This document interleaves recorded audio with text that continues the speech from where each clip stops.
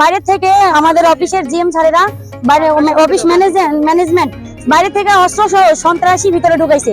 আমরা শ্রমিকরা সকালবেলা আইডি কার্ড না শো করে ভিতরে ঢুকতে পারি না, কিন্তু বাইরে থেকে সন্ত্রাসীরা কিভাবে ভিতরে ঢুকলো?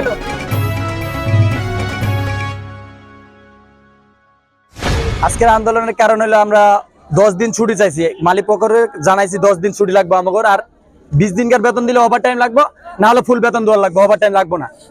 এটা মালিক পক্ষর জানাইছি, মালিক পক্ষের বলে নাই, মালিক পক্ষের বললে মালিক পক্ষ আমাকে দিয়া দিত।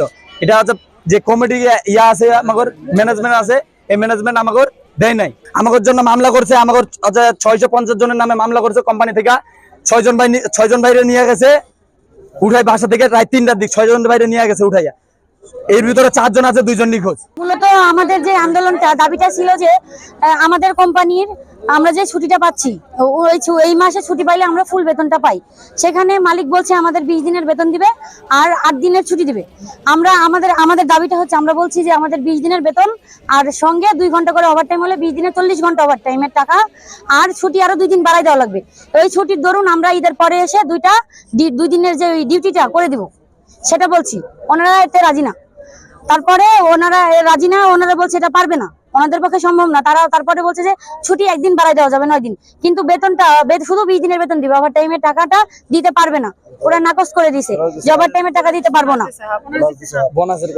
আর হচ্ছে যে দ্বিতীয়ত হচ্ছে যে আমাদের তখন আমরা বলছিলাম এইভাবে তো হয় না, পোলাপান মানবে না।